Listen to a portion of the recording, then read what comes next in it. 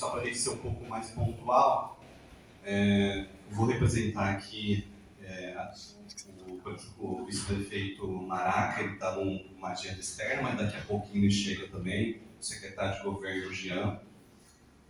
A gente vai fazer então hoje a audiência pública da Lei Orçamentária Anual, a LOA, que é a última etapa, né, do orçamento. A gente já teve essa audiência no início do ano para o Plano Plurianual e a Lei de Diretrizes Orçamentárias. A Lei de Diretrizes Orçamentárias dá as diretrizes para o orçamento que está sendo construído nesse momento.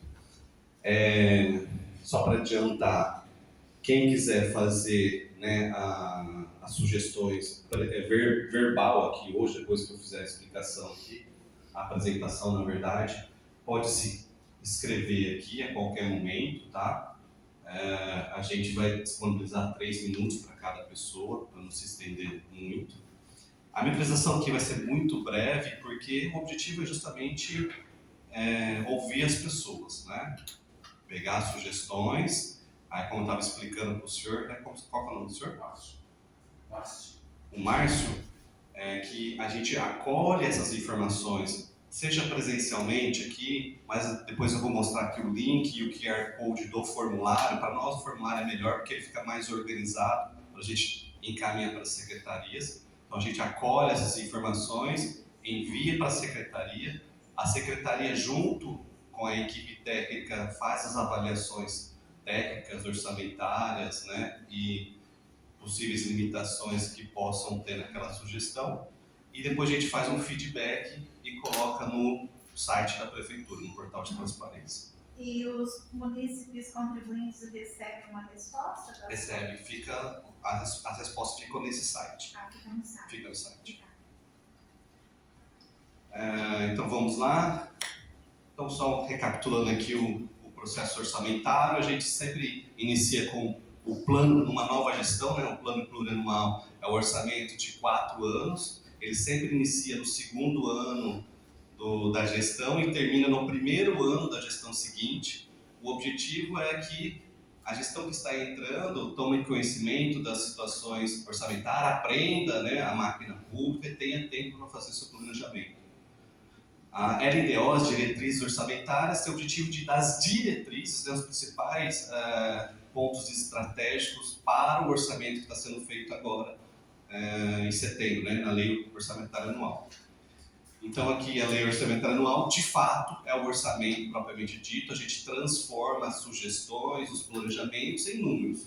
Aí a gente coloca as rubricas, né, os valores previstos em cada política pública para que possa ser executado no exercício seguinte. Então aqui tem um resuminho, né? Então, plano plurianual para 4 anos, depois todo ano tem a LDO, que são as diretrizes para fazer a lei orçamentária. Esse ano, né, a gente tem uma relação da lei orçamentária com o plano de contratação anual, que é um detalhamento mais específico ainda, né, da lei orçamentária anual, que aí a gente chega no nível de contrato, né? A gente tenta fazer uma previsão de contratos para o ano seguinte. Para fazer um orçamento, a gente sempre tem os dois lados, né? A gente faz estima a receita, né? Essa palavra é muito importante, vocês analisarem qualquer orçamento do setor público, seja do governo federal, estadual, de qualquer município, essa palavra é chave, a gente estima a receita. E para estimar a receita, a gente vê uma conjuntura econômica aqui de inflação, crescimento do PIB, câmbio, juros, né, tudo isso influencia no nosso orçamento. E também a gente faz alguns estudos de alguns riscos, né? Pode ser que a conjuntura pode melhorar ou piorar, né, o crescimento econômico. As receitas, a gente analisa as receitas dos anos anteriores para ver a sazonalidade da entrada desses recursos. Por exemplo, IPTU, a gente recebe bastante no começo do ano, né? Janeiro e fevereiro. Por outro lado, outros tributos são mais lineares ao longo do tempo, ao longo do ano.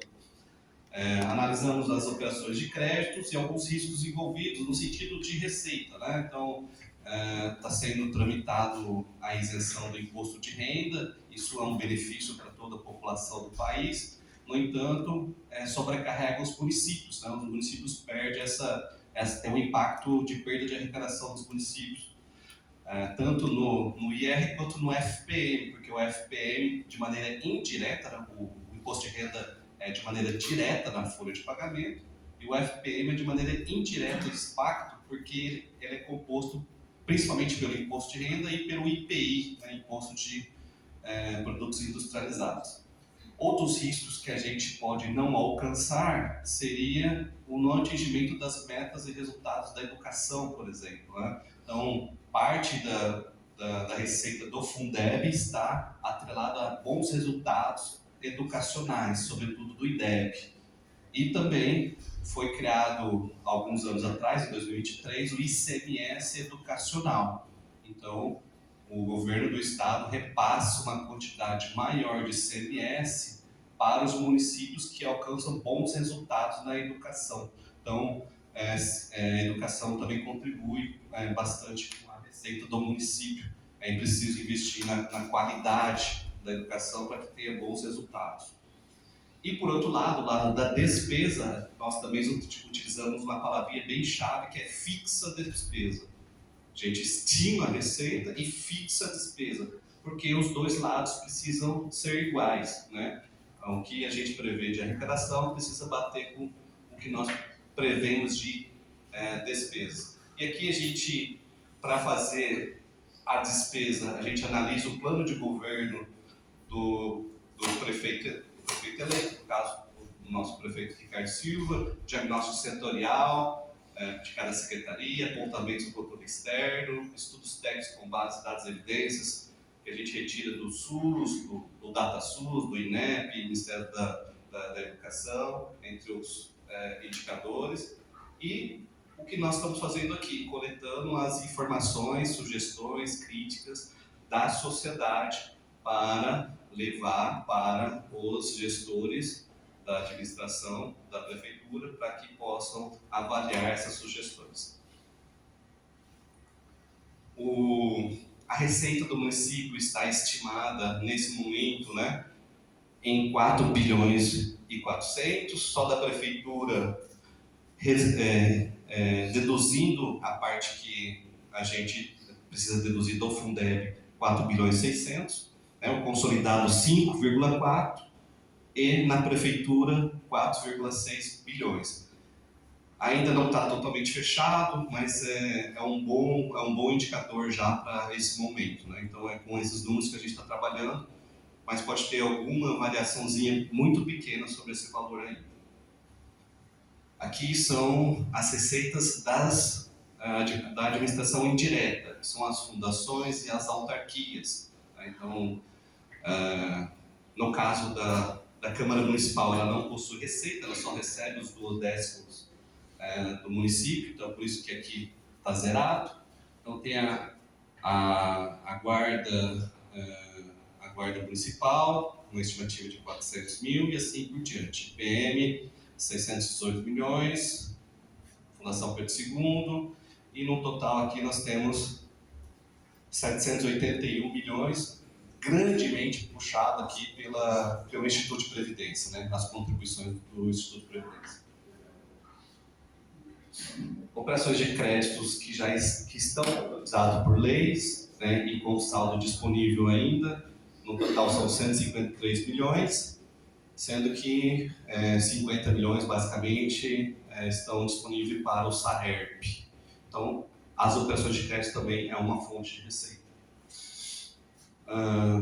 No lado da despesa, nós temos, embora as autarquias e fundações possuam receita, muitas delas precisam de um repasse complementar para suas atividades. Então aqui a gente faz um repasse financeiro para a Câmara, né, que são os 2/10, na Guarda Municipal, Instituto de Previdência, o Teatro Pedro II, Instituto Livre, Fundete, Fundtec, FIPAS e Sazon. Sazon é uma entidade que tem um equilíbrio econômico. O que ela arrecada de contribuição, ela consegue sobreviver com as despesas.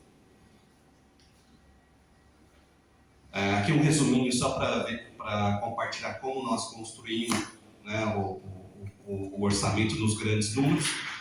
Então, a receita consolidada do município, somando prefeitura e todas as autarquias e fundações, 5,6 bi.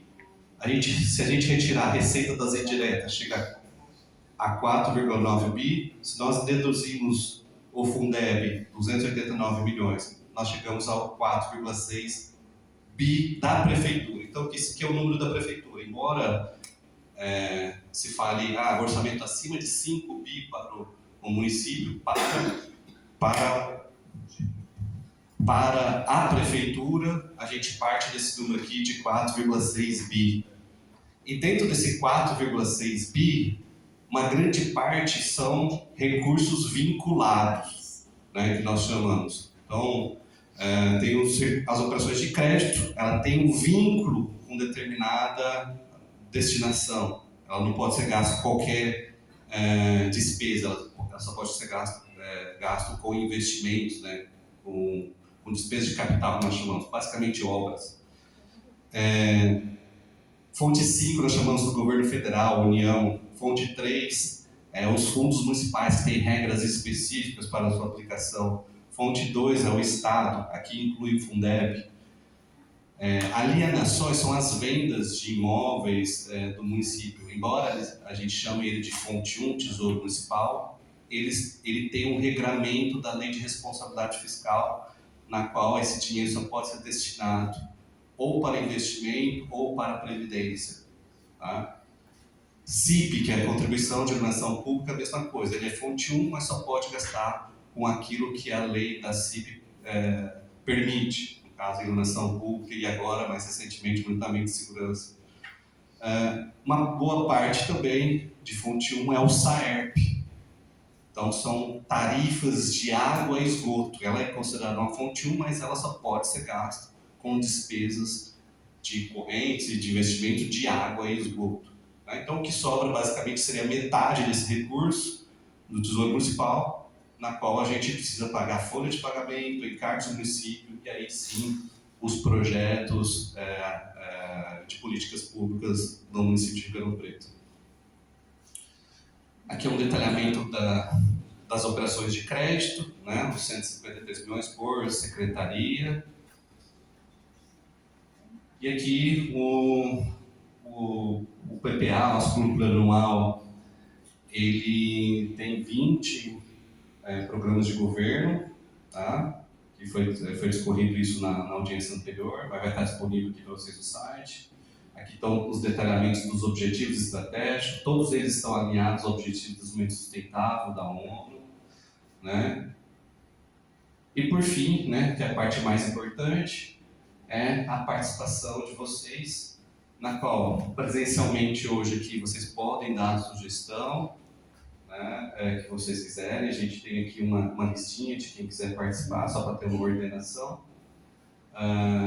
Por via internet, para nós facilita muito, porque já vai mais padronizado a sugestão.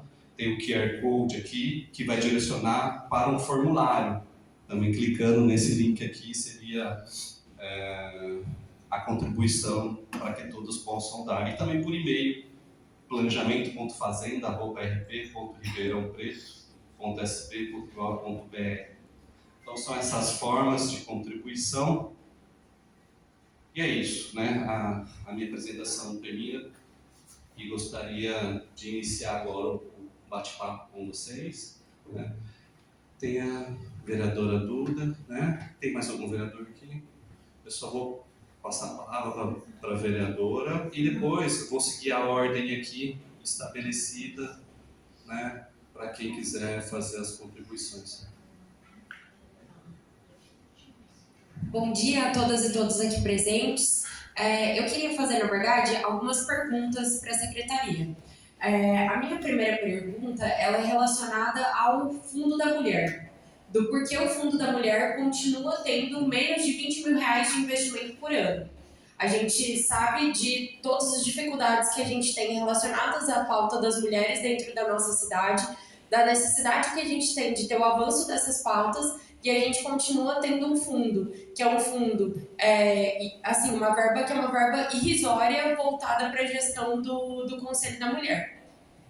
A segunda coisa que eu queria perguntar era com relação à verba do Conselho Tutelar, que também não excede os conselhos tutelares que a gente já tem, e a gente está em descumprimento de norma federal quando a gente fala de ter só 3 conselhos tutelares ao invés de ter um a cada 100 mil habitantes. E tem uma pergunta também relacionada ao programa, que é o Programa de Práticas ESG, que é um programa que tem um investimento, que é um investimento muito, muito alto, e eu queria entender o porquê esse programa existe, como que esse programa vai funcionar, porque quando a gente lê a peça orçamentária, seja a do PPA ou da LDO que já tinham esse previsto, e não só da LU que a gente está falando aqui, não fica claro para a gente o intuito desse programa, e com o investimento no próximo ano de mais de R$1 bilhão, eu acho que a gente no mínimo precisa saber o que esse programa vai ser, porque ele está comendo ali uma grande parte do nosso orçamento. Acho que basicamente essas 3 questões que eu queria levantar. Muito obrigada.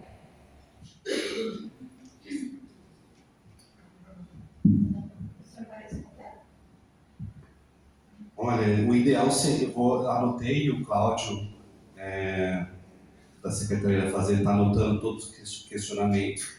Eu vou levar isso para a assistência social, né? Fazer uma resposta mais sólida sobre esse assunto.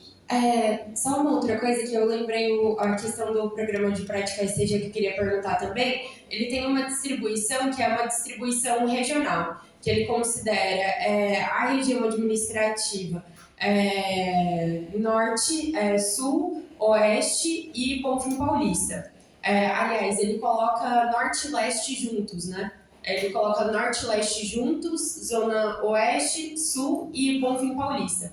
E Bonfim Paulista recebe 4 vezes mais do que as outras zonas juntas, por mais que a gente tenha ali uma desproporcionalidade quando a gente considera a quantidade de pessoas que se tem. E eu fiquei particularmente muito chocada com o quanto que é enviado para a Zona Oeste, porque a Zona Oeste recebe isso daqui, enquanto a Zona Norte e Leste juntas tem que dividir o mesmo dinheiro que está destinado para a Zona Sul, e Bonfim Paulista com 4 vezes mais que cada uma.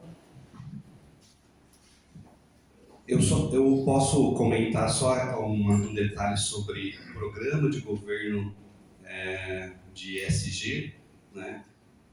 O programa de governo ele é uma diretriz, né, do planejamento, mas cada diretriz, cada um dos 20 programas, ele tem diversas políticas públicas de diversas secretarias, né? Então, esse detalhamento é importante para saber essa distribuição. Mas eu vou pedir para fazer esse levantamento para ver como que está sendo distribuído as políticas públicas específicas que estão utilizando esse programa de governo do ESG.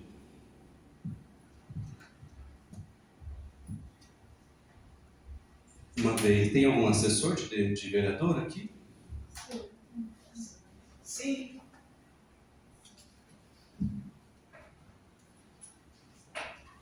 Eu vou fazer o seguinte, eu vou seguir a ordem aqui da inscrição, e aí, se vocês quiserem, aí façam uma inscrição aqui, e aí a gente vai chamando vocês. Então, a primeira pessoa é o Márcio. Márcio, por favor. Você pode colocar o slide lá no favor do secretário? Passa muito rápido lá. Esse aqui é só a parte de crédito, tá? Só de financiamento, não é o orçamento inteiro.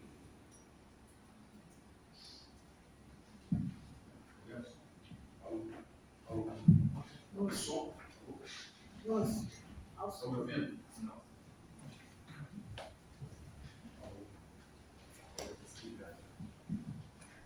Secretário, bom dia. Bom dia, vereadora Duda, uma guerreira da nossa Câmara Municipal. Bom, secretário, nós estamos falando de receita e despesa, né? Eu queria contextualizar para vocês, no meu tempo aqui de fala, de 3 minutos, dizer o seguinte: Ribeirão Preto tinha uma área enorme no passado, Ferrovia Guatapara. Durante o governo do Gasparini, houve uma emancipação do município e a cidade de Ribeirão Preto, o território passou a ser muito menor, quase que a metade nós perdemos. E tem um setor que eu acho que a maioria talvez não conheça, que é o setor de turismo. Tá? E é sobre isso que eu queria falar. Eu estou representando aqui uma instituição daqui de Ribeirão Preto, é uma instituição internacional, mas ela está aqui há mais de quase 30 anos, que é o Ribeirão Preto Convention Visitors Bureau. Eu já fui presidente, eu sou hoje o vice-presidente.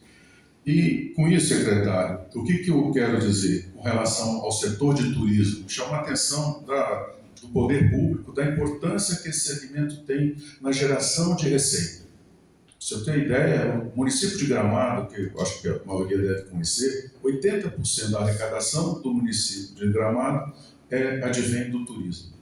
Tá? Vocês pegarem, por exemplo, a Grishow, durante a Grishow, o que representa de arrecadação para o município, em que pese nós tenhamos um parque permanente totalmente vandalizado e jogado para as traças, para bem dizer. Né? Então, assim, a intenção nossa é que isso seja recuperado também, para que isso passe a ter uma receita, a exemplo de quem os mais velhos vão lembrar aqui, como é que era a FEAPAM. A FEAPAM recebia 500 mil pessoas. Hoje nós soltamos foguete na Grishow, que recebemos 150 mil pessoas 20 anos depois. Olha quanto que nós deixamos de ter receita no município. Quem lembra da FEAPAM na época, que o Nogueira Pai construiu lá o Parque Permanente, o que isso gerou de riqueza no passado? E hoje a gente praticamente ignora o turismo. Hoje nós temos uma Secretaria Cultura e Turismo, o orçamento do turismo é zero, gente, não é não, é zero. Grande parte disso vai para a Secretaria da Cultura e uma das nossas reivindicações é que a Secretaria de Turismo seja independente, porque é uma das poucas instituições, poucas secretarias que vai trazer dinheiro novo para a cidade. Para vocês terem uma ideia, eu vou tomar a liberdade de ler aqui, para não cometer nenhum furo, de recorde de turistas internacionais no Brasil, esse ano recebeu, nos últimos 12 meses, 8,2 milhões. Esse pessoal gerou uma receita de quase 4 bilhões de reais, né? De gastos estrangeiros, dólares, né? 3 bilhões de dólares deixados no país. Coisa que no passado a gente recebia 5, 6 milhões e 600, 5 milhões, e a expectativa desse ano é que o Brasil receba quase 10 milhões de turistas internacionais. Tá?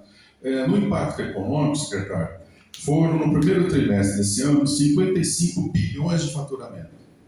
Quer dizer, o Ribeirão não pode perder essa condição. Hoje a gente tem uma situação econômica e onde a área de serviços se insere e o turismo faz parte, que a gente não pode ignorar. As indústrias estão com dificuldade de vir para Ribeirão. Né? E hoje a diminuição dos interessados em empreender diminui. Quer dizer, o SEBRAE faz um trabalho enorme de tentar criar um novo empreendedor, mas você vê, o setor de serviços, a cidade de Ribeirão, que representa uma importante fonte de recebimento de turistas regionais, se nós implementássemos ainda mais o setor de turismo, entenda, gente, turismo não é só praia e montanha. Turismo é negócio, é geração de emprego e geração de rendas. Então, isso tudo, eu acho que o poder público, dentro da sua capacidade de arrecadação, do seu interesse em arrecadar, investir um pouco mais nesse setor, porque é o que o mundo inteiro está fazendo. O Brasil está investindo nisso. O ministro Celso Sabino, que é o atual ministro, junto com o Marcelo Freixo, eles estão investindo muito nisso. As cidades que se apresentam, as cidades que se oferecem para receber a receita, elas estão nadando de braçada. E a arrecadação tributária do município e do país está aumentando grande parte por conta da receita tributária. Tá? Todo o meu tempo? Já acabou? Então, assim, finalizando aqui, o que a gente pede? Eu fiz a resposta no formulário, e é claro que lá está muito mais abrangente, mas uma das coisas que a gente precisa ter é ter equipamentos turísticos para isso. Porque ninguém vai para a Europa, vou para a Europa, colocou maior ou um short na mala. Não coloca. Ele vai lá para ver história, né, para ver cultura. Então, por exemplo, aqui, implantação do trem turístico, o Convention tem esse projeto protocolar de colocar, nós temos 2 Maria Fumaça, tem 8 quilômetros de trilho, precisamos ajudar isso, a vereadora tem nos ajudado muito. Recuperação do parque permanente que eu já falei, do Natal Lúcio, eu lembrei do Natal lá de Gramado. Quem conhece sabe disso. A cidade fica lotada, os hotéis ficam lotados, todo mundo faturando, comércio faturando, a cidade faturando. E a implantação, existe um negócio aqui que eu acho que é interessante, só para finalizar. Existe uma máxima aqui que o chopp do pinguim vem lá da Antártica e passava por ali e tal. Isso é folclore. O que a gente está propondo? A gente explorar isso, que é o que o mundo faz. O mundo explora esse tipo de situação. Criar uma situação ali em frente ao pinguim, uma serpentina, alguma coisa, isso atrai a gente. Eu vejo ali, colocaram aquela placa ali, I Love Ribeirão. Essa marca foi criada pelo New York Convention Bureau, há muitos anos atrás, hoje praticamente adotada no mundo inteiro. Muita gente vai ali em frente àquela placa ali para tirar fotografia. Você imaginou se a gente alimentar esse tipo de situação? Né? A cidade aqui próximo de Hebron fez uma réplica da Fontana de Trevi, aumentou em 20% a receita tributária do município de gente visitando uma réplica que tem em Roma. Quer dizer, são equipamentos. A Torre Eiffel, por exemplo, Paris não tem montanha, não tem praia, mas tem a Torre Eiffel, que recebe mais turistas por ano do que o Brasil inteiro. Só a Torre Eiffel. Então, secretário, vocês felizes com isso. Eu acho que isso tudo é fonte de receita e vai ajudá-lo sabe, até na distribuição dessa renda para que o município seja reconhecido, como já é pelo Ministério, como referência de turismo, de negócios e eventos. Agora a gente precisa fazer o dever de casa e também termos a nossa secretaria independente. Ok, obrigado. Obrigado, Márcio. Vou passar a missão para a secretária de Turismo e Cultura. Eu estou fazendo um trabalho com ela, estou ajudando ela para mapear o setor de turismo no município, por meio do ICMS. Aí, numa conta reversa, a gente tem uma estimativa ali de faturamento do setor. Além disso, recentemente o município foi elevado a município de distância turística, né? Eu acho que é um passo importante nesse sentido. E também é muito importante toda essa atração em termos de reforma tributária, né? Então agora vai ser a tributação no destino, isso gera mais receita para o município também em termos tributários, né? Alessandro do sindicato. Alexandre, né?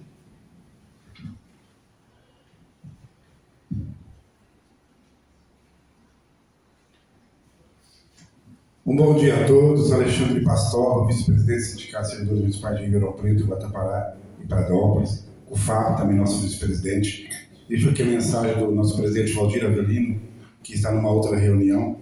Mas, Fernando, primeiramente, parabéns aos técnicos da Secretaria da Fazenda, que fazem Ribeirão Preto, acho que é algo totalmente diferente do mundo. Ribeirão Preto, mesmo na pandemia, continuou crescendo financeiramente, né? E parabéns, Márcio, a questão do turismo é de suma importância, dinheiro limpo que vem para Ribeirão Preto. E, infelizmente, há 12 anos nós estamos tentando fazer a restauração dos museus do Café, o Museu de Ribeirão Preto, lá na cidade universitária, né, Duda? E a gente não consegue, né? Espero que nesse governo, nessa gestão, a gente consiga fazer essa restauração, porque nós conseguimos trazer, na verdade, também essa questão do investimento turístico na área de Ribeirão Preto. Nós vamos fazer quase todas as contribuições através do e-mail, Fernando, porque é mais fácil, até mesmo porque a gente consegue representar melhor tudo que nós estamos achando que está faltando na LOA, né? Assim como foi na LDO, nós fizemos, porque nós precisamos ter as previsões.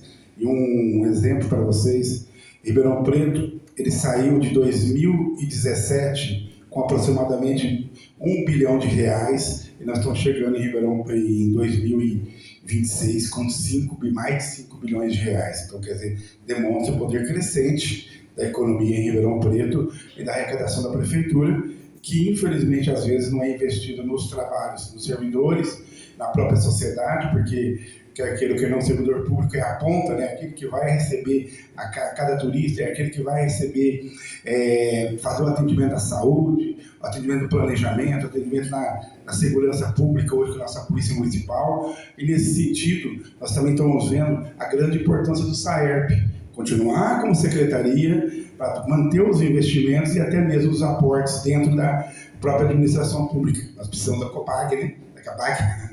Isso é de suma importância. Então, deixaremos, na verdade, nossa visão em termos desse orçamento, apresentando, inclusive, que nós precisamos discutir a nova emenda constitucional 136, né, sobre a questão dos precatórios, né? E temos que discutir também a questão das reposições salariais dos servidores que estão atrasadas da época do Nogueira de 3 anos, a questão do plano de carreira e a questão da própria reposição desse ano que tem que constar na LOA, até mesmo para que evite os atritos na hora da database. Novamente, parabéns a todos os parlamentares que aqui estão, e os representantes dos parlamentares. É de suma importância.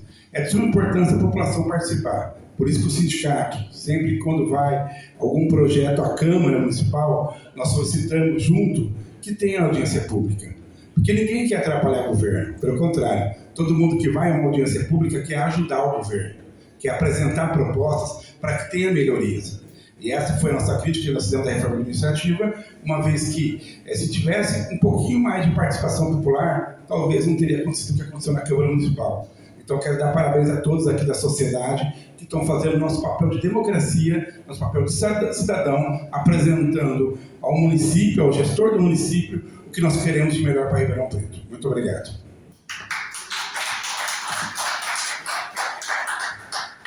Muito obrigado, Alexandre. O próximo é Ed. Pode levar.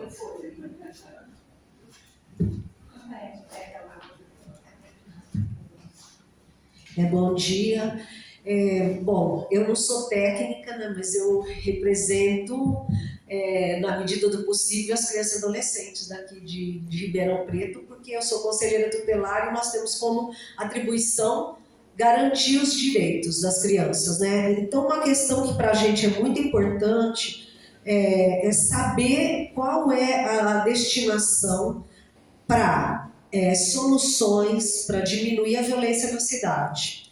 Nas escolas, e não é novidade para ninguém, a violência tem aumentado muito, mas não só nas escolas, a gente vê aí as pessoas agredindo médico, enfermeiro, né? Então tem uma situação de violência que a gente precisa tratar. Agora, da minha parte, como conselheira, onde eu tenho, eu recebo todo dia a população lá, a gente vê uma série de problemas e nós não temos aqui em Ribeirão ainda regulamentado a contratação de psicólogos e assistentes sociais nas escolas, embora exista uma lei desde 2019. E cabe ao município regulamentar a contratação desses profissionais. Então agora é a hora da gente destinar a verba, porque não adianta depois que o orçamento tiver sido votado, aí nós vamos até a Câmara, mostramos a necessidade da contratação desses profissionais e a resposta que a gente sempre teve até agora não está no orçamento. Então é importantíssimo que se coloque verba para a contratação desses profissionais. Os professores precisam ser acolhidos, os professores precisam ser fortalecidos, porque tem que cuidar de quem cuida, e depois pensar em como nós vamos trabalhar essa questão da violência nas escolas. E esses profissionais, eles só vão agregar nessa luta. É muito importante. E importante também para ajudar as famílias que têm necessidade de laudos para crianças com deficiência. Esses profissionais vão poder contribuir muito. Porque às vezes a criança não tem o atendimento porque não tem o laudo, mas tem um profissional que está todo dia trabalhando com ele e tem como identificar que aquela criança precisa de um acompanhamento diferenciado. Então esses profissionais, eles vão ajudar muito na educação. É fundamental que regulamentar essa lei agora, e para regulamentar, para a contratação tem que estar no orçamento. Então, assim, e uma outra, agora um pedido particular do Conselho Tutelar, está no artigo 136 do ECA, que cabe ao Conselho Tutelar assessorar o Poder Executivo local na elaboração da proposta orçamentária para planos e programas de atendimento dos direitos da criança e do adolescente. Então, eu peço que alguém converse com o Conselho Tutelar periodicamente, representando o poder público, o poder executivo, porque nós temos as demandas, nós estamos com as portas abertas, recebendo a população, mas a gente não tem alguém que nos receba para que nós façamos o que nos cabe, assessorar o poder executivo. Nós temos a população lá, temos os dados e temos as necessidades, só que nós não temos essa interlocução com o poder executivo. E é fundamental que ele aconteça. Então, é isso. Muito obrigada.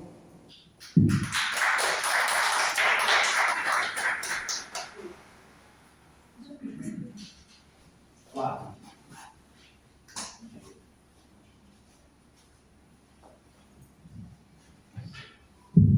Bom dia, falo aqui como artista e produtor cultural de Ribeirão e como integrante do Conselho Municipal de Política Cultural. Já estive aqui na audiência do PPA e vou fazer uma fala um tanto repetida. Apresentar para quem não conhece o potencial de Ribeirão, foi citado aqui anteriormente, um pouco da cultura. Nós somos uma das principais cidades do interior paulista no quesito produção cultural. Ribeirão inscreve anualmente mais de 400 projetos no edital do PROAC do governo do estado. É sempre a terceira ou quarta cidade que mais inscreve projetos, depois de Campinas e São Paulo, que são cidades gigantescas. Então, nós somos uma força muito grande quando a gente fala de cultura e de interior paulista. Temos aqui muitos grupos artistas que trabalham, reconhecidos fora de Ribeirão, um histórico nas culturas tradicionais gigantesco, importante de ser protegido, e nós não temos o respaldo do Executivo já há muito tempo. Nós fomos uma cidade que o orçamento da cultura chegou a uma participação de 1,62% do orçamento municipal. Isso há 12 anos atrás. Na segunda gestão da Darcy Vera, esse orçamento essa participação começou a despencar. Nos 8 anos de governo do Nogueira, nós ficamos estacionados em 0,6%, que é o mínimo possível para que a Secretaria possa se manter ativa de alguma forma, conseguindo realizar muito pouco, com muito pouco recurso para investimento na cultura, com problemas sérios de equipe de pessoal, e nós estamos estacionados hoje já há muitos anos em torno desse quase 0,6%, que é muito pouco para uma cidade como Ribeirão, que tem tanta produção cultural, que tem tanta gente trabalhando, tanto fazedor de cultura, e que é reconhecido fora e não é reconhecido pelo seu próprio município. Nós temos um compromisso do prefeito Ricardo, em 2 reuniões públicas sobre cultura durante a campanha, de chegar ao longo do seu mandato com uma participação de 1%. Isso foi frisado por ele em 2 reuniões, que eu estava presente, sou testemunha ocular, e faço essa cobrança aqui também para a Secretaria de Planejamento, que a gente tem aí, ao longo do PPA e das 4 LOAs, uma meta de a cultura chegar a 1% do orçamento. Isso é um compromisso que foi feito com a gente. Quero aproveitar para destacar um cuidado na criação da LOA deste ano, que é com o Fundo Municipal de Cultura. Nós temos uma lei municipal, que é a Lei do Sistema Municipal de Cultura 2777 de 2016, que cria o fundo e na sua regulamentação determina que a participação do orçamento do fundo ele é proporcional, tem uma porcentagem proporcional ao que é destinado à Secretaria de Cultura. E, importante, não é parte do orçamento da Secretaria de Cultura. Pela lei, ele tem que ser acrescido ao orçamento da cultura. E isso vai crescendo ano a ano até estacionar em 10%. Para o ano que vem, é 7%. Nós já tivemos uma tentativa de passada de perna na cultura o ano passado, que passou batido na LOA, uma dotação orçamentária para o fundo abaixo do que deveria ser, que era 6%. Então nós tivemos que, como conselho, ir lá brigar com a secretaria, cobrar essa diferença, porque a LOA já estava prevendo abaixo do que a lei determina. Então estou deixando aqui esse destaque para lembrar que na LOA tem que estar 7%, para o ano que vem tem que estar 7% do que for destinado à Secretaria de Cultura, tem que ser destinado para o Fundo Municipal de Cultura. E aí, para finalizar, quero ser solidário aqui à fala dos nossos representantes sobre o turismo, que quando as secretarias foram unificadas, nós da cultura fomos contra também. E somos contra. Quando o turismo foi anexado à cultura, ele veio com as responsabilidades do turismo, sem nenhum orçamento do turismo, o orçamento do turismo não veio junto, e os fundos do turismo, que são onde estão o dinheiro, ficaram para outra secretaria, não vieram para a Secretaria de Cultura. Então hoje a gente tem a responsabilidade sobre o turismo, junto com a cultura, e não tem zero financiamento para o turismo dentro da cultura. Então isso prejudica também o nosso orçamento, porque quando o turismo veio junto, o mínimo que é destinado ao turismo no município passou a sair do orçamento da cultura. Então, só deixando registrado que nós da cultura também somos solidários à ideia de separar as 2 secretarias. Muito obrigado a todo mundo. Obrigado, Flávio. Patrícia Lar Padre Euclides.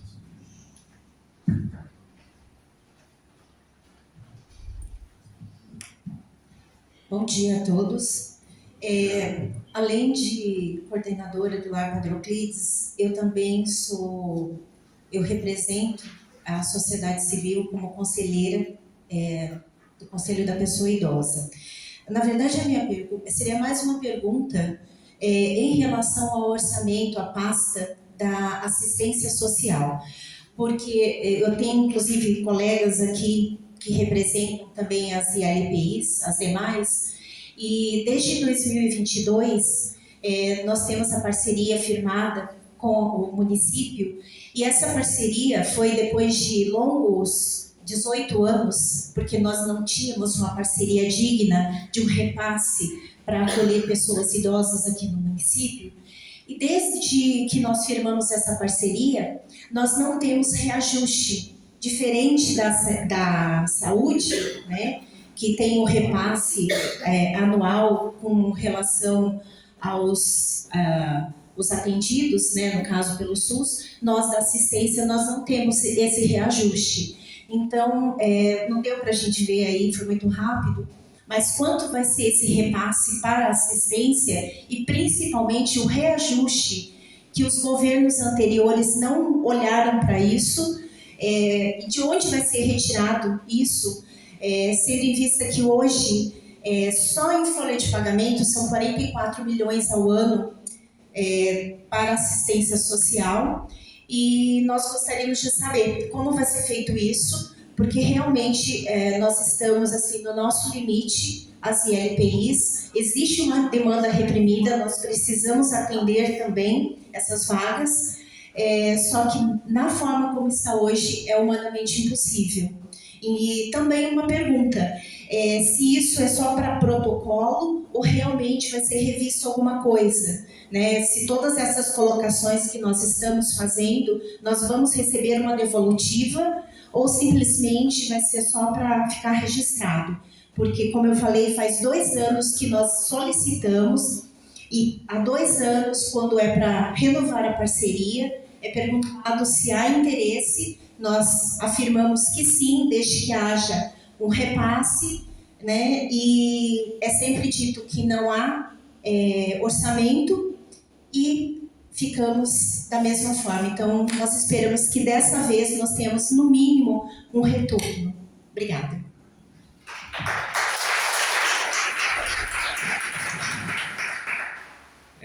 Só para compartilhar a questão do processo aqui da coleta de sugestões e feedbacks. Da mesma forma como foi feito no PPA e na LDO no começo do ano, a gente coleta todas as sugestões, envia para a secretaria que tem mais afinidade com o tema, eles retornam, eles fazem o secretário junto com a equipe técnica faz a análise técnica, orçamentária, e todas as possíveis restrições e dá um feedback. E todos esses feedbacks que são devido a sugestões aqui, a gente coloca no site. Se vocês entrarem no site do Portal Transparência, na parte de audiências públicas, tem todos os feedbacks da audiência anterior. Então, o mesmo raciocínio nós vamos fazer com essa aqui também. E vou encaminhar todas as sugestões para a Secretaria de Assistência Social, talvez o Conselho do Idoso também, ou não? Né? Não? Uhum. Tá, Nós estamos desde o início do ano nesse diálogo. Tá, joia. Silvia Diogo.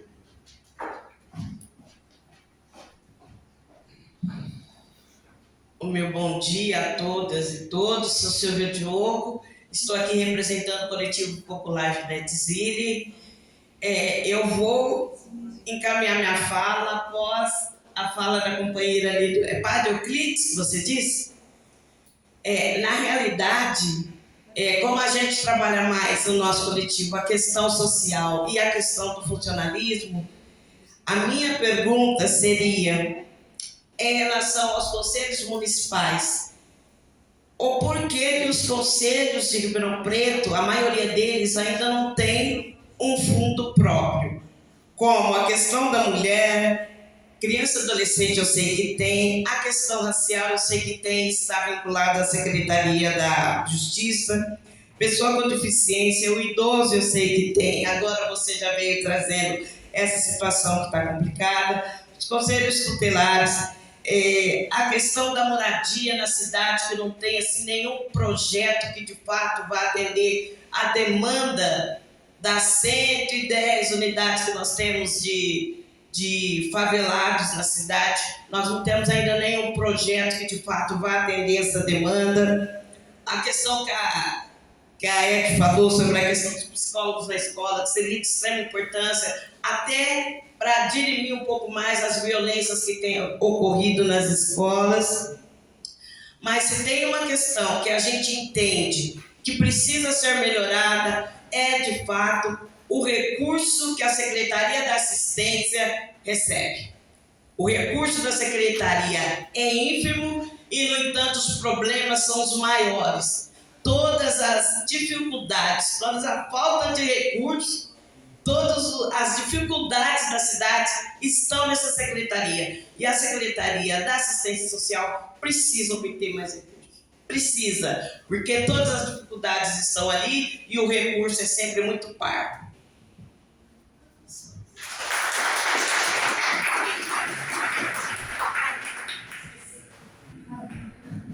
Nós temos, no Coletivo Popular de Detzílio, nós vamos apresentar 4 projetos para a questão da violência contra a mulher no município. Obrigado, Silvia. Rita?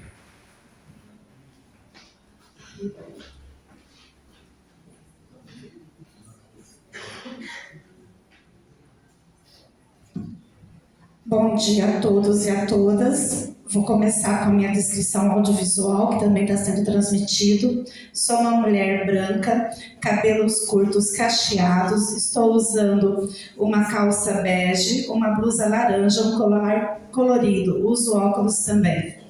Eu sou militante na causa das pessoas com deficiência, sou representante da pessoa com deficiência intelectual no Conselho Municipal das Pessoas com Deficiência, coordenadora do Fórum Inclusivo, que é uma iniciativa da Defensoria Pública, onde acontece mensalmente, atualmente na OAB, onde a gente reúne equipamentos públicos, tanto do governo, da parte da assistência social, saúde, educação, esporte, cultura.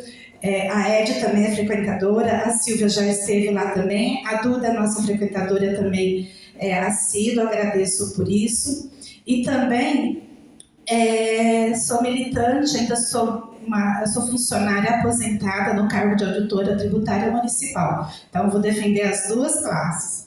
Primeiro, com relação às pessoas com deficiência, ao longo de vários governos, a gente tem apresentado várias demandas, sejam elas até a criação da Secretaria Municipal da Pessoa com Deficiência, que já foi aprovado junto com a reforma administrativa, então a gente precisa implementá-la, né? Nós precisamos de um centro-dia, porque a pessoa com deficiência, depois de uma certa idade, depois como jovem e adulto, não tem em Ribeirão Preto nenhum equipamento para essas pessoas, precisa ser criado isso. A gente vai ter a Casa dos Autistas, já prometido por esse governo, mas isso não abarca essa necessidade, porque a demanda dos autistas, ela é uma coisa muito legítima, mas tem outras deficiências que não seriam acolhidas por ali. Nós temos, para começar a fazer qualquer outra coisa para a pessoa com deficiência, nós precisamos implementar o mapeamento das pessoas com deficiência. O gabinete do Paulo Modas, através da Comissão de Direitos da Pessoa com Deficiência, já esteve inclusive na CODERP para viabilizar um mapeamento espontâneo, que não vai ter assim, recenseadores com custos, então tem uma sugestão que é econômica para o município. Sem o mapeamento, com a descrição biopsicossocial daquele cidadão, não dá para falar em política pública para essa parte da sociedade. Nós precisamos fortalecer os conselhos, nós precisamos fortalecer as instituições que atendem as pessoas com deficiência, mesmo outros segmentos aqui representando a mulher, o idoso, qualquer outro segmento. Nós precisamos de várias coisas. A Casa do Conselho também, hoje Ribeirão Preto está sem a Casa do Conselho, porque a gente precisa pensar na acessibilidade. E foi até sugerido pelo Conselho da Pessoa da Deficiência que tenha uma casa para acolher a parte administrativa e as plenárias, poder fazer parceria, por exemplo, com uma própria OSC, como já tem acontecido na APAI, ou uma universidade, às vezes até a Casa do Povo, que é a Câmara Municipal. Isso facilitaria, porque Ribeirão Preto não tem uma casa ampla para acolher a necessidade de cada concelho. Nós precisamos também implementar as tags sonoras nos semáforos, o piso tátil também. Na verdade, toda a acessibilidade. Nós já temos várias leis federais, estaduais, municipais que exigem a acessibilidade, mas não são cumpridas. A criação de cargos também para atendimento aos alunos da educação especial, porque só a terceirização tem causado alguns transtornos. Por exemplo, a falta de vínculo, muda-se muito os profissionais, e a falta de vínculo, a falta de continuidade com aquele profissional dentro de sala de aula causa um transtorno muito sério para aquele aluno que precisa de um atendimento auxiliar. E também o cuidar de quem cuida. A rede de apoio não tem nada. Nós temos leis já, mas precisa ser regulamentada. Uma lei, não sei precisar o número, mas ela é recente, de criação agora no governo do Ricardo Silva, se eu não me engano, de iniciativa. Eu não vou falar o nome do vereador para não correr o risco de errar. E, assim, eu gostaria, assim, sendo solidária com qualquer demanda do município, eu tenho uma ideia, tenho uma sugestão, não puxando a sardinha para o lado dos fiscais. Ribeirão Preto, na lei que regulamenta os cargos e salários, nós temos uma previsão para 58 cargos no município, sendo, se a gente for comparar com outros municípios do mesmo porte, a gente deveria estar de 80 a 100 auditores. E, assim, dentro desses 58 cargos, nós temos só 32 em ativa, sendo que 3 estão na supervisão hoje, mudado o termo para gerente, um é diretor, um é secretário adjunto, um é assessor de gabinete, um está afastado por saúde, provavelmente não volta. Nosso amigo Samuel, há um ano aconteceu um incidente e ele está debilitado, não vai poder voltar. Quer dizer, sobram 25 colegas para trabalhar sob demanda do contribuinte, a parte burocrática. Quando eu estava como fiscalização, eu sou histórica, que entrei em 84, então eu brinco, eu nasci na fazenda.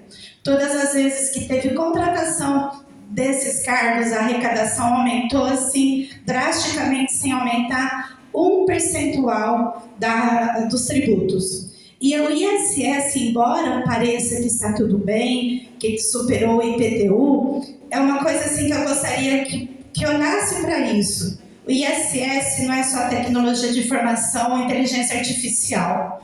Ela não é espontânea. Se a gente não tiver as ações específicas, não vai aumentar a arrecadação. Então, nós temos tido vários trabalhos, vários contatos, seja com o secretário da Fazenda, Casa Civil, o próprio prefeito, recentemente os colegas estiveram com eles, com vocês. Assim, a arrecadação depende desse grupo, e isso não é despesa, mesmo porque na lei de responsabilidade fiscal fala que 51% da folha do limite prudencial, e nós estamos em 40,96. Isso daqui está no portal da transparência na lei de responsabilidade fiscal. Então, assim, não espere estar na LOA. A gente sabe que as leis orçamentárias têm uma flexibilização em 20% do que está lá expresso. É primordial, é indiscutível a necessidade do chamamento desses colegas que prestaram concurso recentemente, pessoas muito bem gabaritadas, muito bem, que vão contribuir muito. Muitos deles já são auditores em outros municípios, então tem muita gente para somar. E assim, reforço, o ISS superou o IPTU, mas não é um botãozinho que aperta, é o auditor inteligência fiscal. E Ribeirão Preto está sem inteligência fiscal. Se não tiver os colegas chamados, a arrecadação vai sempre carecer, vai estar sempre baixa. Então, eu tenho essa impressão, que eu acho que é indiscutível. Não é despesa, é investimento com retorno absoluto. Sou capaz de fazer uma aposta alta que com o chamamento, com o preenchimento desses cargos, a arrecadação vai melhorar muito e vai poder atender todas as outras despesas, todas as outras demandas aqui apresentadas. É isso, pessoal. Muito obrigada. Muito obrigado, Rita. Raimundo. Chama mas é quase que uma renúncia de receita, gente. Me desculpa falar, mas chega a renúncia de receita. Bom dia a todos. Eu quero parabenizar aqui a vereadora Duda, porque de todos os parlamentares, ela é a única que está aqui. Eu nem conheço ela. Nós nunca se cumprimentou. Mas se fosse no período da eleição, ia estar quase todos os candidatos iam estar aqui, certo? Então, assim, meus parabéns. E para o secretário eu quero pedir encarecidamente, de todas as falas de todos os colegas, a mim eu acho que vai ser a mais fácil. Eu quero pedir para o senhor ver com a secretária do Meio Ambiente, que recentemente, agora mês passado, ela foi aqui no bairro do aeroporto. Eu represento o aeroporto e Salgado Filho 1. E ela tirou todas as caçambas que recolhem o lixo da comunidade, do bairro, deixou a comunidade no lixo. A comunidade da Mata, a comunidade a outra comunidade lá de baixo. Então, assim, diz que até no Simeone, em algumas das favelas aí, ela andou tirando as caçambas. Então, a gente já entrou com pedido, a vereadora Perla já fez um pedido esse que a gente já correu atrás. Lá a empresa da caçamba fala que só precisa de uma autorização da prefeitura para estar colocando a caçamba de volta. Aí a vereadora pediu, o vereador Maurício pediu e a secretária, até agora a caçamba não chegou lá, certo? Está uma situação desumana, e eu sei que em torno do aeroporto do Alambrado não vai poder colocar mais caçamba. O aeroporto pediu, ela foi lá e tirou. Agora a comunidade está pedindo para colocar em outros pontos, que disseram que até tirar essas caçambas de lá de forma errada. Foi equívoco. E se for um equívoco, por que não devolve a caçamba de volta? Tá certo? Porque joga lá, tem resto de comida, os cachorros rasgam, fica aquela bagunça, o vizinho briga com o outro por conta do lixo. Então, é uma coisa simples, fácil de fazer. Eu peço ao senhor, se for possível hoje, conversa com ela, para ver se minimiza esse problema que está acontecendo, não só lá, mas no Simeone também, tá certo? E a outra coisa seria o ecoponto, porque o bairro Salgado Filho e Aeroporto tem uma comunidade de gente ali muito grande. Só na comunidade da Mata existe mais de 600 famílias. Então, não tem um lugar de um ecoponto. Aí o que acontece? Lá na Fiapan, igual o amigo falou, que agora lá é descarte de lixo, estão arrumando lá para ter show amanhã. Tirando o que estão fazendo lá para o show, lá é só lixo. Aí a prefeitura está indo lá multar quem está jogando lixo. Não seria mais fácil arrumar um ecoponto, em vez de estar multando? Porque se a pessoa está jogando lixo lá, é porque não tem um lugar para jogar. Se tivesse um lugar para jogar, aí eu sou a favor de multar qualquer uma pessoa que esteja jogando lixo no lugar indevido. Tá certo?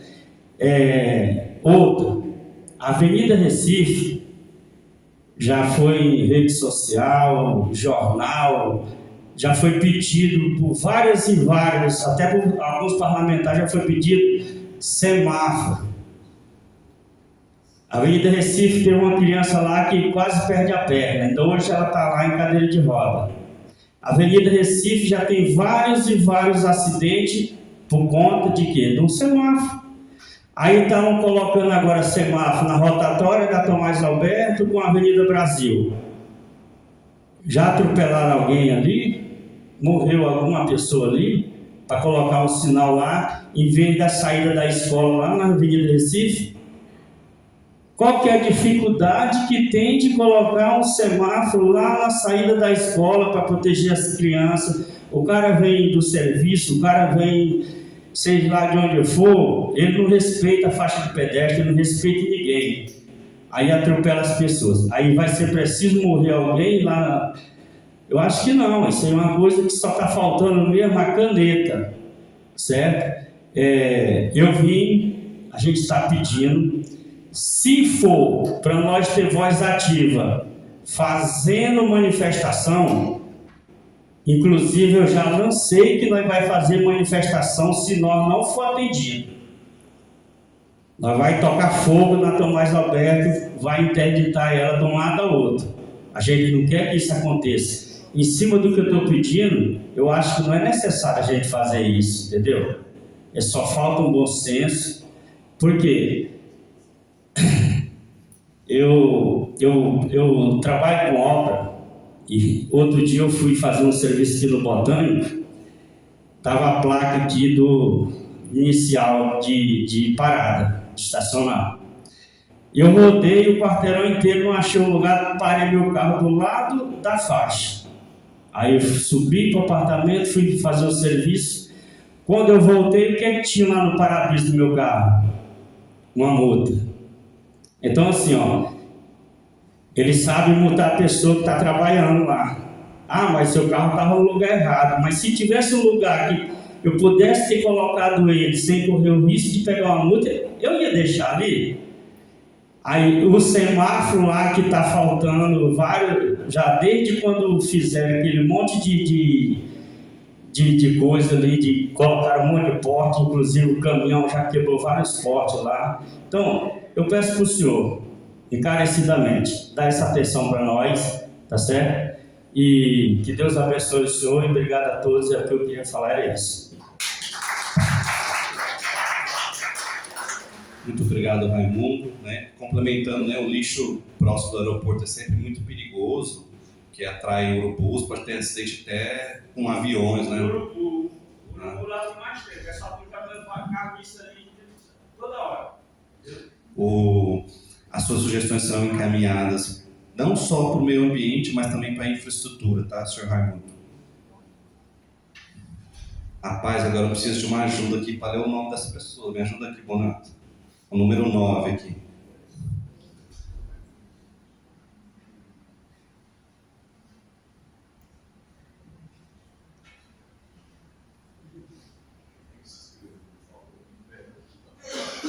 Quem? Terceiro ao seu.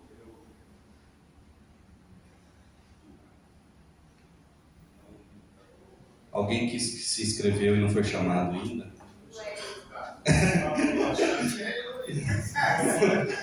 Foi uma assinatura aqui. Edson, senhor Edson. Bom dia. Muita gente fala, e diz que para a gente poder tomar a tubaína com essa assinatura tem que ter R$5, porque só ela não resolve. Bom, eu estou bastante elogiado aí das falas dos nossos companheiros e companheiras. O companheiro também acabou de posicionar sobre essas caçambas. Eu vou pegar só um ganchinho dele para deixar essa ciência. A gente estamos aí com mais de 110 comunidades em Ribeirão Preto.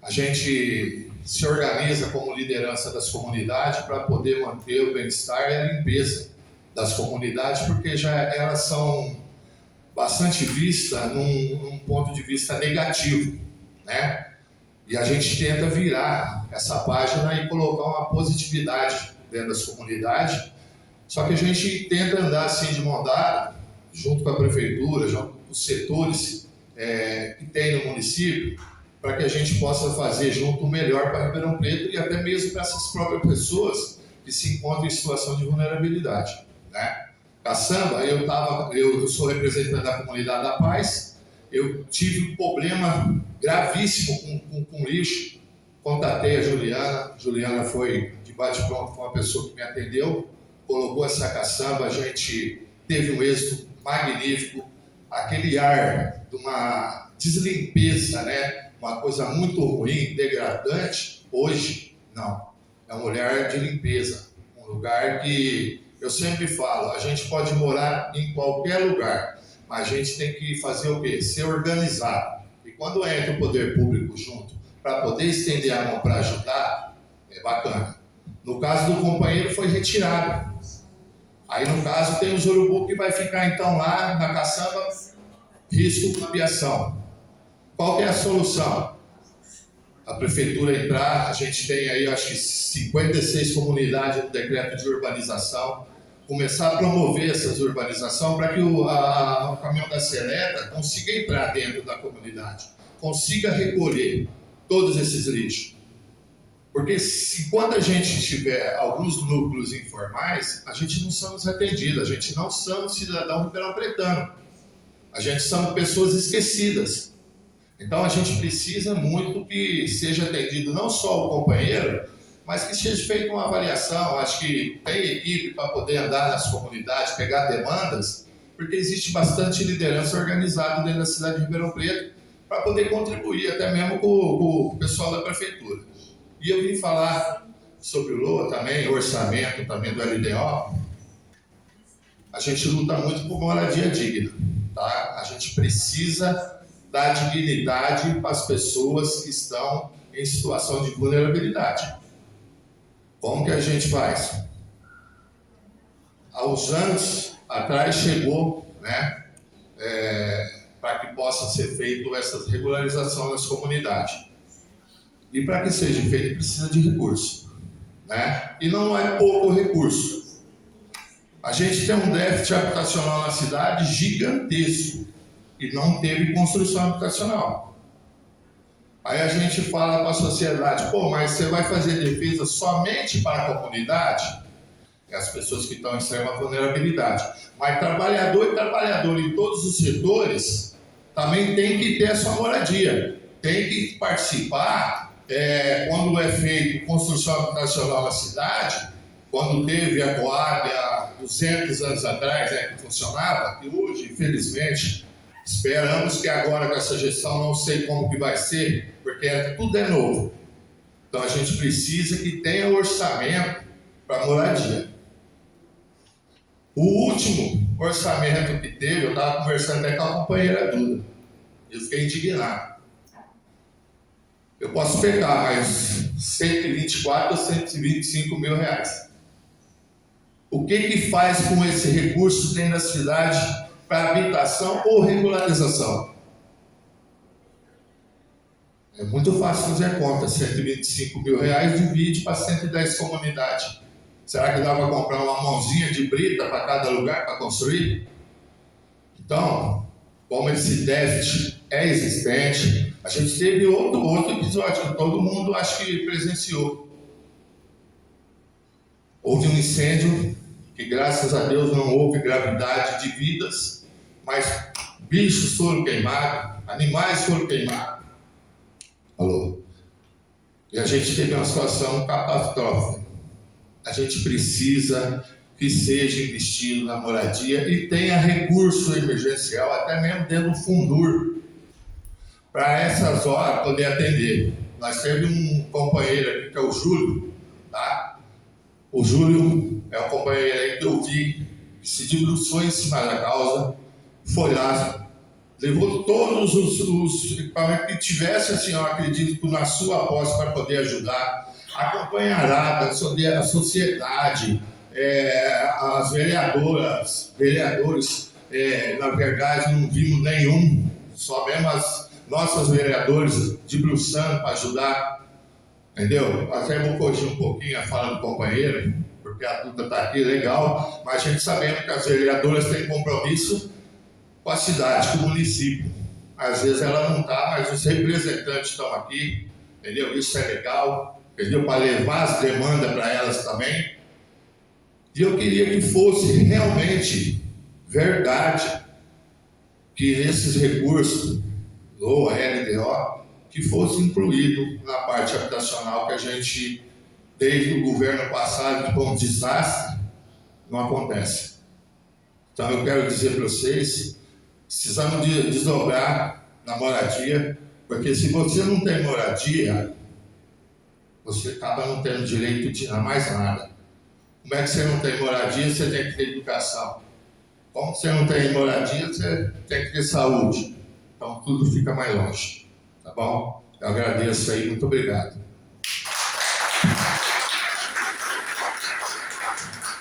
Obrigado, Edson. O Maraca tá aí?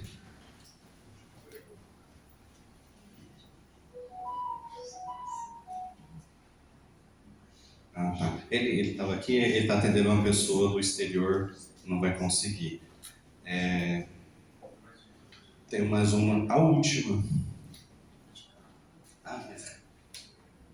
Lívia. Ô Júlio, você quer sentar aqui na mesa? Não. Tá bom aqui, vou ficar no meio do povo aqui. Bom dia, meu nome é Lívia, sou técnica do Conselho Municipal dos Direitos da Criança e do Adolescente, o CMDCA, aqui de Ribeirão Preto. Hoje eu estou aqui representando a mesa diretora e a comissão de fundos. Hoje o CMDCA ele possui registradas 94 organizações da sociedade civil que atendem crianças e adolescentes em todo o município. E anualmente o Conselho Municipal, através do Fundo da Criança e do Adolescente, ele firma termo de parceria numa média de 60 a 70 termos, ou seja, 60 a 70 repasses de recursos para programas de atendimento à criança e adolescente. No ano de 2024, no nosso Fundo da Criança, recebeu somente o valor de 207 mil anual.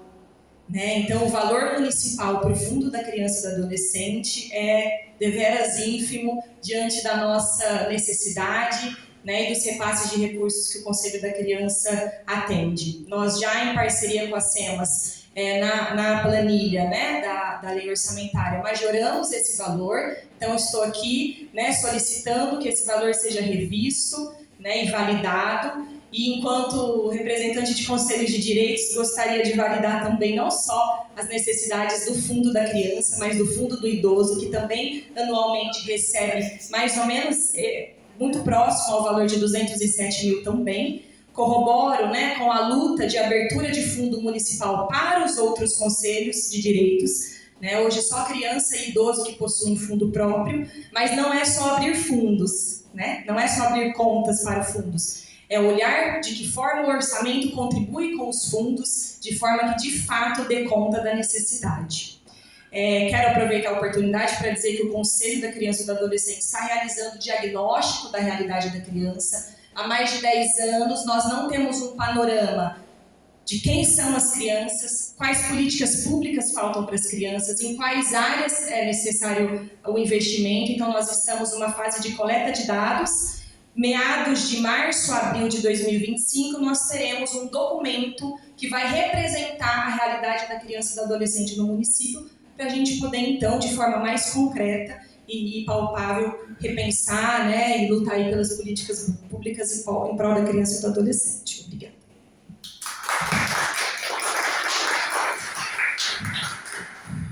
Obrigado, Lívia. Em relação ao fundo do idoso e da criança, eu lembrei aqui que o município ele criou uma lei que é o Destina Ribeirão, que ele tem um motivo de incentivar a doação do imposto de renda para o fundo do idoso e fundo da criança. É o primeiro ano, acho que o ano que vem será o primeiro ano, a gente está com uma expectativa muito boa que incentive, porque as empresas que aderirem ao programa vai ter uma isenção, desde que faça a doação no limite, no teto, ou para o fundo do idoso ou para o fundo da criança, vão ter um benefício de isenção da taxa. Então, eu penso que isso seja uma expectativa boa aí. Vamos ver se o ano que vem vai dar certo.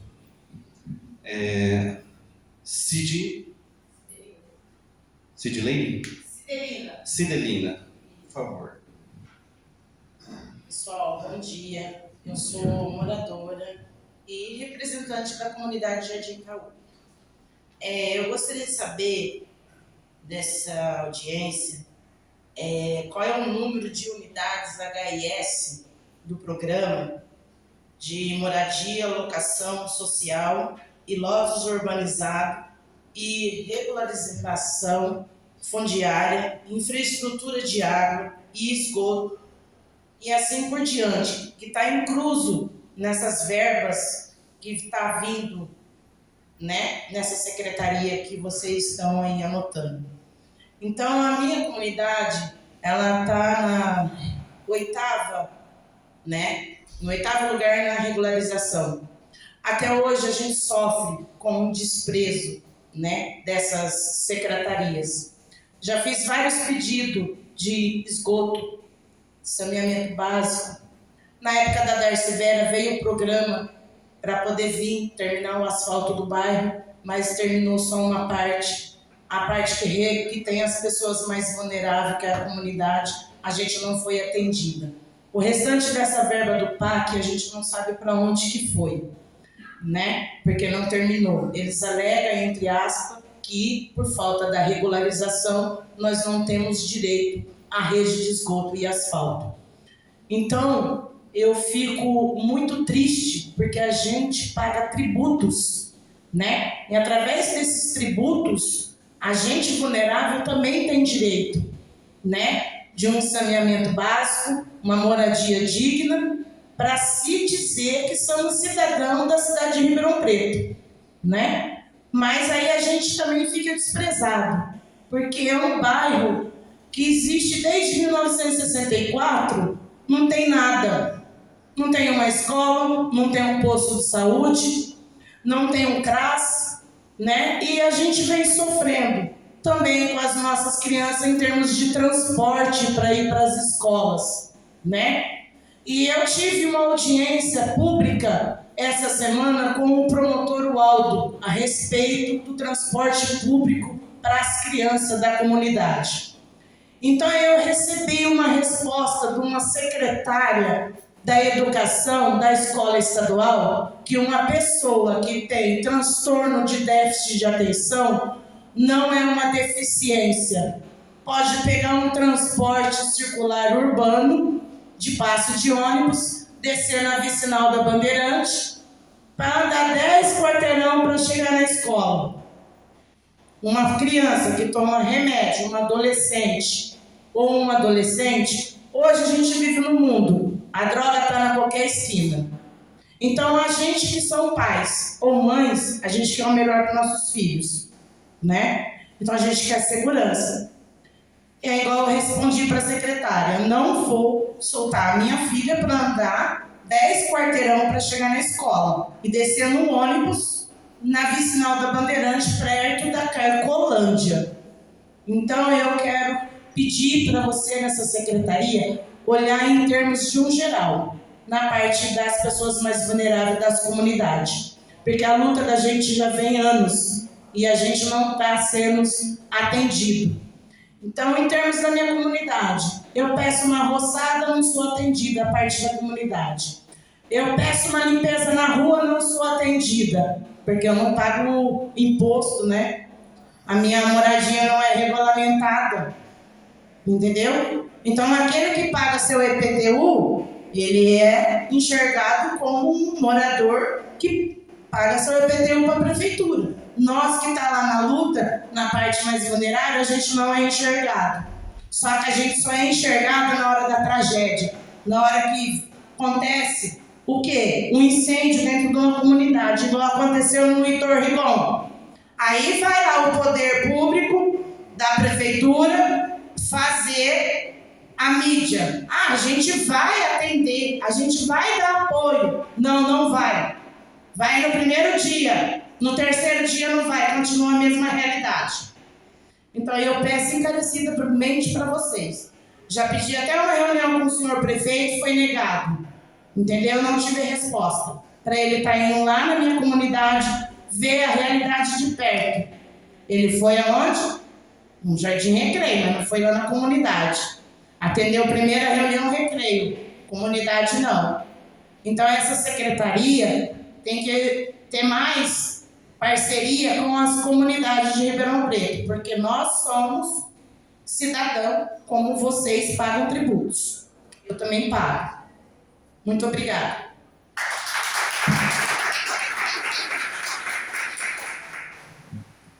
Muito obrigado.